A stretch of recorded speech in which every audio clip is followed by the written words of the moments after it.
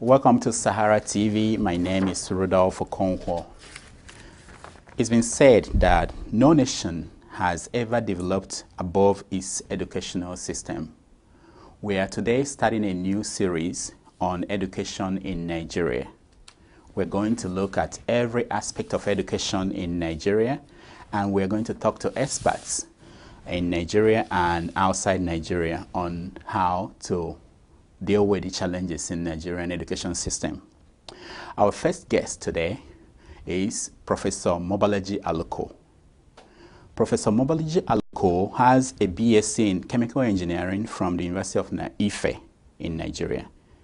He went on to go to the University of London, University of California, and the State University of New York in Buffalo. He started teaching at Howard University in 1984. He was the chair of the Chemical Engineering Department at Howard in Washington, D.C. from 1994 to 2002.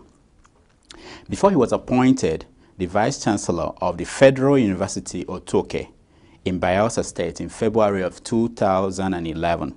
He was an activist and a frequent commentator on Nigerian affairs. Professor Aluko, welcome to SaharaTV.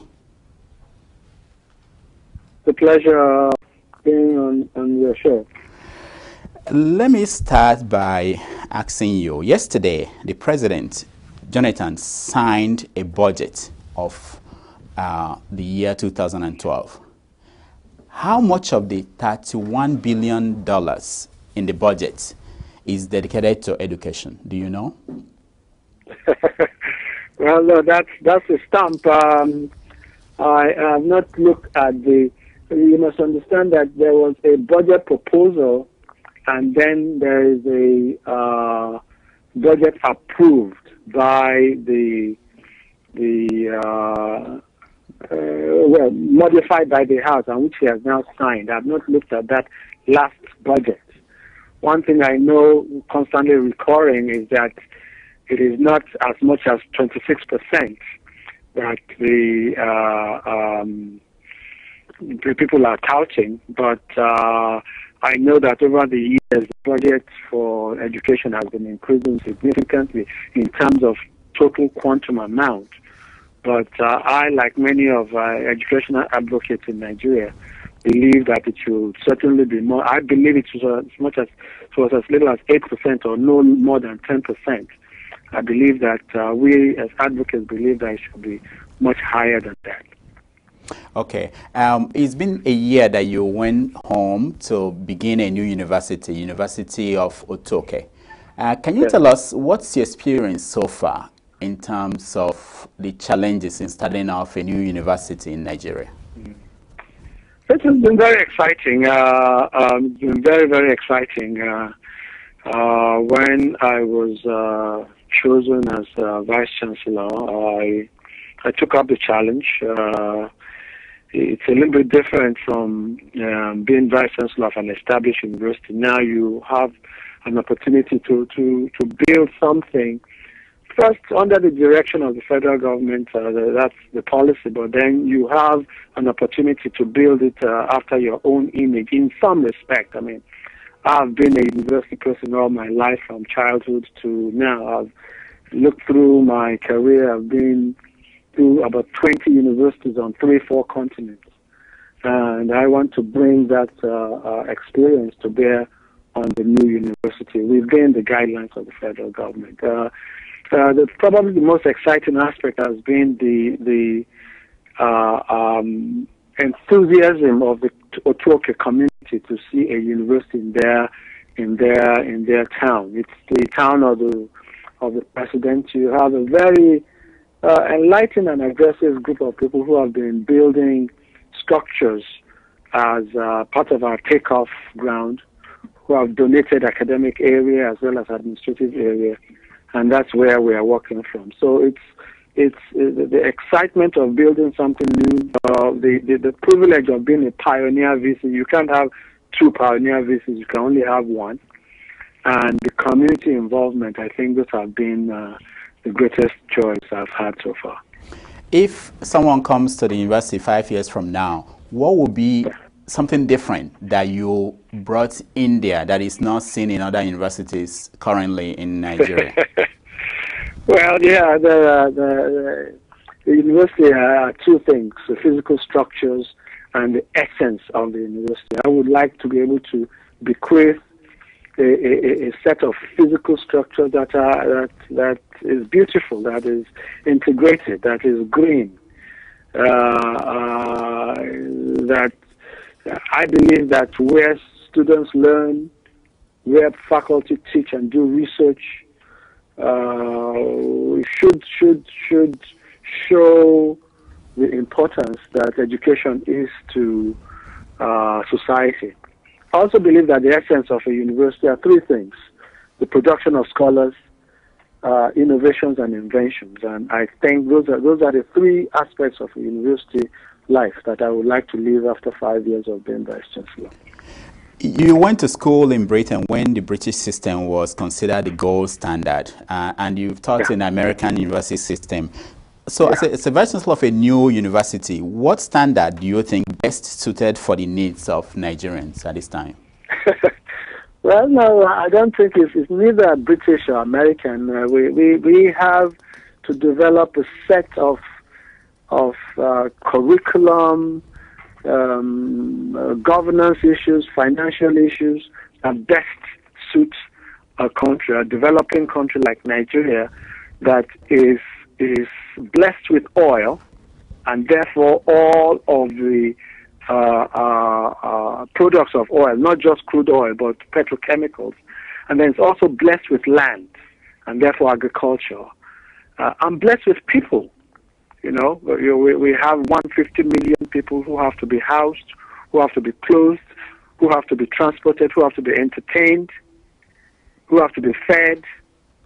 And here you have a country that produces, has the potential of producing 4 million barrels of oil per day. And we produce anywhere from 2 to 2.5 million per day. We have 1 million square kilometers of land, of arable land, whether from the savannah to rainforest, 150 million people with almost 150 miles or so of ocean front. So, and no pestilences. I think that we are blessed, and we need an educational system that takes all of those into consideration, that focuses on oil and its ramifications, as well as agriculture, and uses the best talents in the country to be gainfully employed. I think an educational system that targets all of those things are what we need to be able to create. So part of the reason why the 9 universities were created were for 4 reasons: for access, that is improved access, for equity across the country, and for regional focus, and then also for good standards. Those 4 aspects are what we'll be looking at. We always hear when we discuss Nigerian education about reforms. In the 80s, there was a change where we introduced the 6-3-3-4 system, which was a move towards the American system. I mean, most countries in the world, they all go through these reforms. In America, for instance, in the 50s and 60s, a movement started because the Russians launched Sputnik and America felt left behind. What is motivating the drive for change in Nigeria? Well, one of the problems about Nigerian educational reform is that when the reforms are announced, I mean, this is my own best judgment, it just looks as if some group of people, especially, maybe in the Ministry of Education, start to talk about a reform, then gather a few consultants together, and then the reform is just suddenly announced. And there's no consensus built behind that reform. Okay, yeah. So at one point we had what, 6, 5 plus 2 plus 4 system, really, right? Six years of primary school, 5 years of secondary school, 2 years of HSC, then 4 years of university, or maybe 3 years. Then somebody comes around and says 6, 3, 3, 4, 6 years of primary school, 3 years of high school, of junior secondary school, 3 years of senior secondary school, then I think 4 years of university. With the aim that some people after the 3 years of junior secondary school will be tracked not into university line, but into some vocational or mid-technical line. But the reality of the fact that everybody in Nigeria wants to go to university, and that has not been fully embraced. I hear now that they want to change back, but it doesn't really matter whether it is 6334 or 6524 or whatever. Whatever it is that you're looking at, there are 11 elements of any educational system. You have to focus on the students. You have to be sure that they are prepared along the pipeline. The primary school, the English and mathematics or arithmetic should be emphasized more than any other thing. Secondary school, you add on to that civics and again the sciences, because whether you're studying English or history or whatever, a scientific approach to any study is important. Science is about observation, about being able to reach conclusions, be able to express yourself in a scientific manner. And then anybody cannot decide. Then when you get to the university, it must be a situation where you step out, you are ready to serve society in the highest way possible.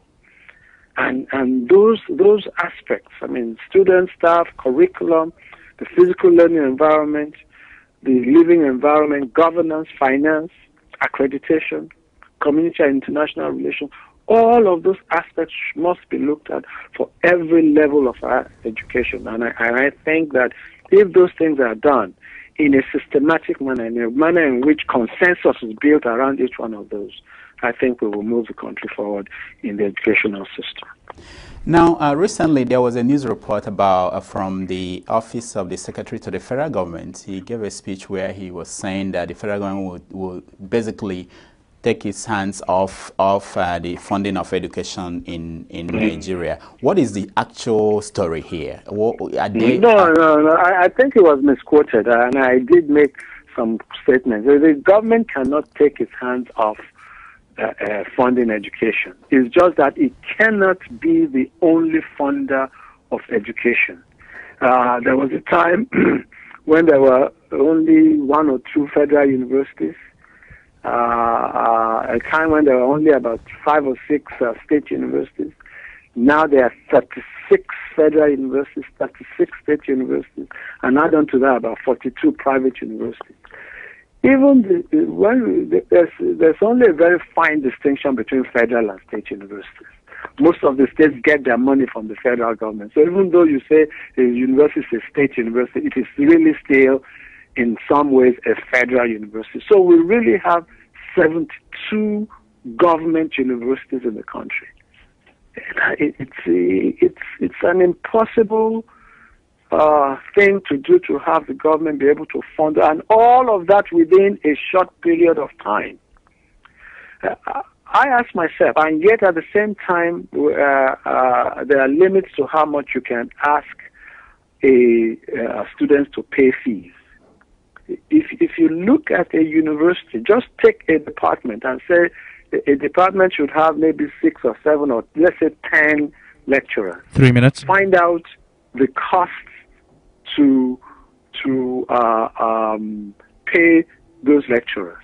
Then a course should have about 4 years, year 1, year 2, year 3, year 4. Let us suppose that there are 50 students per year. So the department has 200 students. Just to pay those lecturers, divide the total salary of those lecturers by those 200 students, and that should be, if they are the ones who are supposed to pay their way, that should be the minimum cost of education for those students. Then you now have to talk about the buildings that they are in. You want to amortize that over the certain period of time. Then the operating cost. So if we want to be honest with ourselves, the country must state very clearly for everybody what it costs to train a student in every field. And then we will now say that those who can afford it should pay that economic cost, and those who cannot afford it should be given scholarships. And there will be those who will work on campus to pay their way. If we don't do that, we will just be shortchanging ourselves. There will be such a gap between the needs of the university and funding. The government cannot do all of that. Now, or if it does that, then it must be prepared to fund the education adequately. Otherwise, it will be a dysfunctional education. We have about 2 more minutes left. Let me ask you, people who've been following you before you became a Vice Chancellor, they are watching to see how you perform in your new role. Yeah. How has that been in terms of how people are receiving you and the works you are doing as a Vice Chancellor at the university? I mean, the critics, how are they looking at you, and do you think it's fair in terms of the way they are? No, I've had a lot of support. I mean, we're just beginning. I know I'm in a fish pond. There are many things that I was a critic before I became a Vice Chancellor. Even of the government of the day before I became a Vice Chancellor, I did not lobby for the position. More importantly, I'm in the university that is in the town of the president, so I'm in a fishbowl. But I knew all of that. First, they knew all of that before I was made Vice Chancellor, and I know all of that before I accepted. So it's exciting. I tell people, when you go to Nigeria, you find a lot of people who tell you that, the Vice Chancellor is very powerful. Oh, you can do this. I know, but I always tell them, I say, listen, yes, part of the problem in Nigeria is that there are a lot of things that a lot of people have power to do. And a lot of people exercise that power and get away with it. But those same very powers are what will be used to trap you when somebody wants to get at you. So I tell them, yeah, I may have power to do this, but I know that you will not be around if I have a problem exercising it. Then a lot of people will come to me and say, the president says this or does that. I say, the president is the president of the country. I'm the president of this university. When the push comes to shove, I will be the one responsible. I'll be the one responsible for whatever activity I do in this country. I sometimes even invoke EFCC. I say, oh, you think EFCC will like this if I do this? And they always back off, So I've developed my own ways of letting people know that I am in a fishbowl. I will do right. I'm sure I will make mistakes, but I keep asking people about how things get done, because a lot of things get done in different ways in Nigeria. You have to. There are 9 of us who are chosen as VCs. 5 of who used to be VCs before. 3 of us from the diaspora. So those of us who are from the diaspora, we talk among ourselves and we ask questions of those who have been VCs before. Much of what we are doing right now, there's a lot of construction going on. There's a lot of procurement. There's a lot of issues about the Bureau of Public Procurement, a lot of things about the National Universities Commission that we have to learn on the job. So we'll make our own mistakes. But one mistake I will not make is impropriety, because I know that a lot of people will be watching. Okay, one last question. Have you gone to the church that was a gift to the president in Otoke? Have you been in the church? And when are you going to tell the president to talk to a contractor about a building for the university? Well, yeah, we'll get it. I'm an Anglican. I'll attend the church. A situation where a company builds a church for a community, I think is not a bad idea. But is it a bad idea for the president to claim that he was the one that made the company to build the church? I'm not a politician, so I won't get into all of those arguments. The church has been built 100 years' time. When the president is gone and Gito is gone, nobody will remember how the church was built.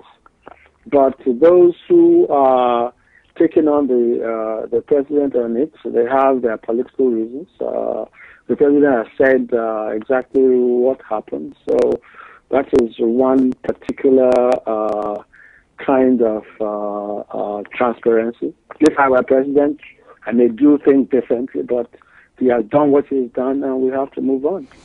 All right. Thank you, Professor Bolaji Aluko, for coming on our show. You're very welcome. Yeah. That was Professor Aluko talking about education in Nigeria, where he is the new Vice Chancellor of the University at Otuoke.